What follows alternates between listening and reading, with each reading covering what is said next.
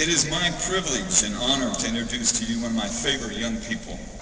When I think of Nellie, I think of miracles, inspiration, motivation, a young lady and a family that has broke new ground for many years.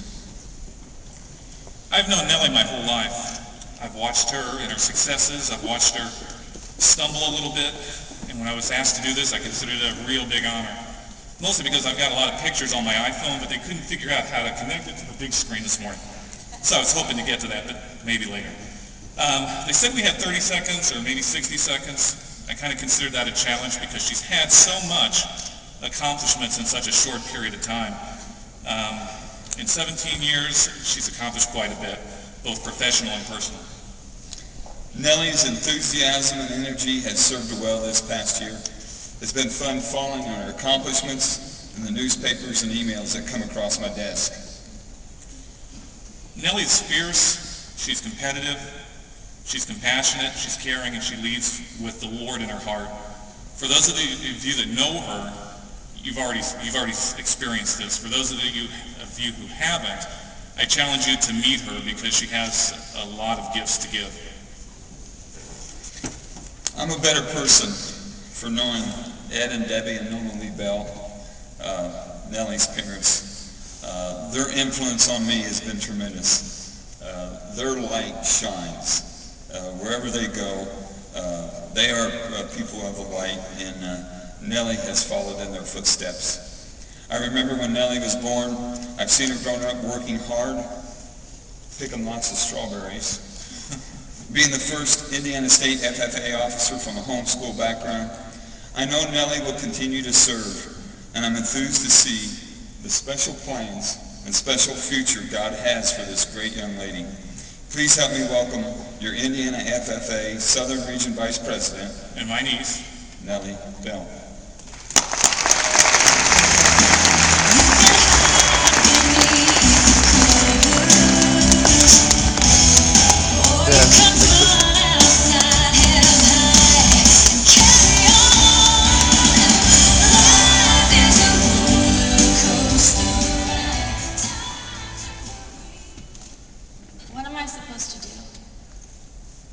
Gas prices are through the roof. Our country's at war. The economy's struggling. People are out of work. Right as I'm starting out in life. Basically, there's no hope. Or is there? Whether we're prepared for it or not, our future is going to become reality. But what matters is how we see it. It is our choice.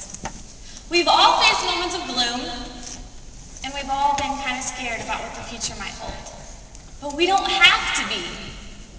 We're all going to face challenges. We're all going to face those moments of gloom and struggle.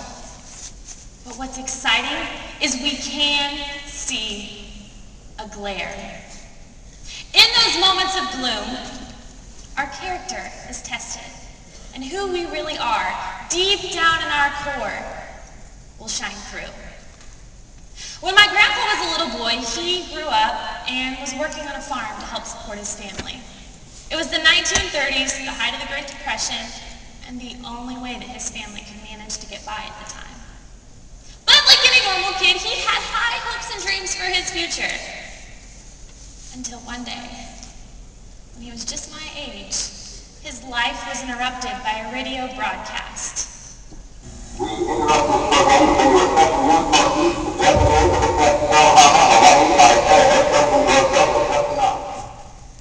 President Roosevelt described the day as a date which will live in infamy. The day was December 7th, 1941, the attack on Pearl Harbor. Now what? So much for those high hopes. Our country was suddenly at war and life rapidly changed for him. But within a short period of time, young men and women all over our country responded to that call. Even my grandpa. In their youth, this generation answered the call to free the world. And then they took on the challenge and the plow to feed the world. My grandpa has been described as a member of the greatest generation. It is because of this generation that I can boldly say that the weapons of those enemies now are only able to be viewed in museums. He had high hopes and dreams for his future. And while the war interrupted them, and while he faced some gloom, those barriers challenged his character, and in the end, his life shined. This generation kept our country free. That left a legacy. The agricultural industry and technology skyrocketed like never before after the war. That also left a legacy. Every single one of us is going to face that moment of gloom, that moment that we're not expecting, that we just don't want to face. But the idea behind it is that we can see a glare. Do we let problems in life and struggles and challenges keep us from moving forward? Do we just want to give up? It's like the lyrics of one of my favorite songs. You can hide beneath the covers, or you can run outside, head held high, and carry on. We can see a glare as we look towards our future. Look at us now. Our generation is facing some challenges too.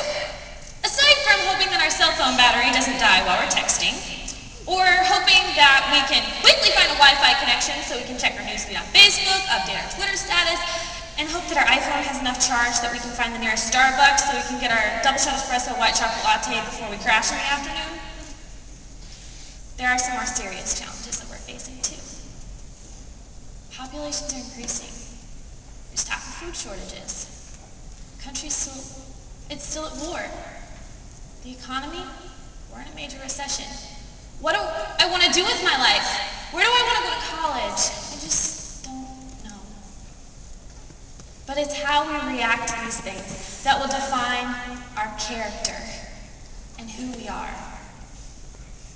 Achievements won by the present and past generations of agriculturalists in the promise of better days through better ways. Even as the better things we now enjoy have come to us from the struggles of former years.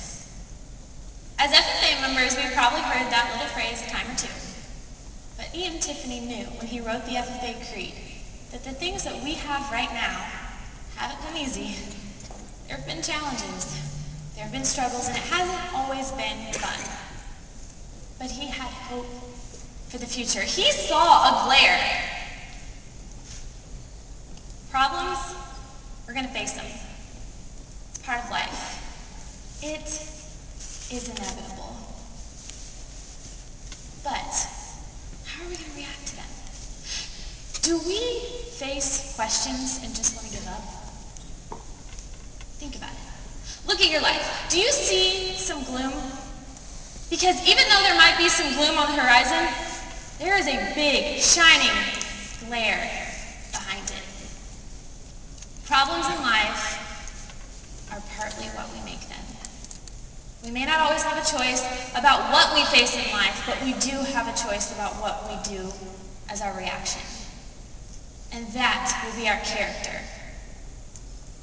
We can shine in those moments for what we truly stand for. What are we shining for? For me personally, it is my hope that I can shine for my Creator and reflect a glare for His love and His promise for the future.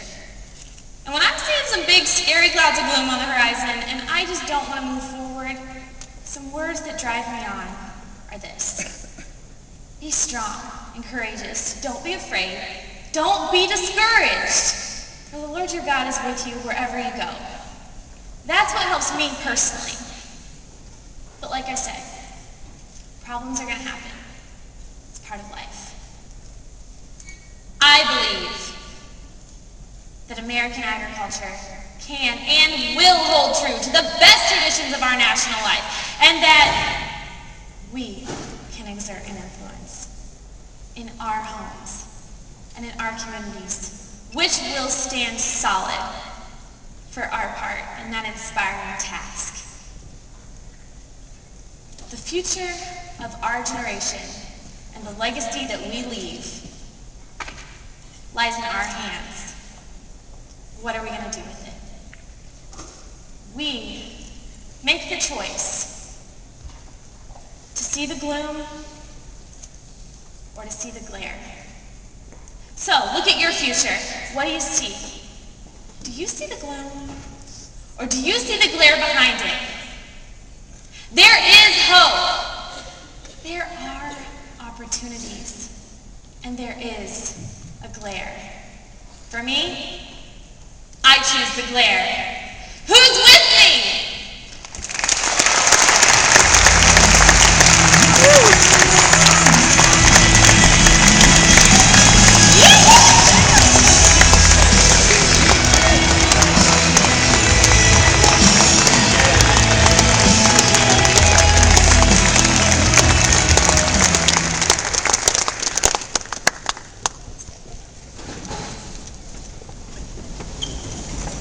Nellie, you are sweeter than strawberry shortcake, and you're our Southern belle. You have impacted others with your wonderful kindness. You are our adopted sister, and you're the 2010-2011 Indiana FFA State Southern Region Vice President. You have impacted and you choose the glare.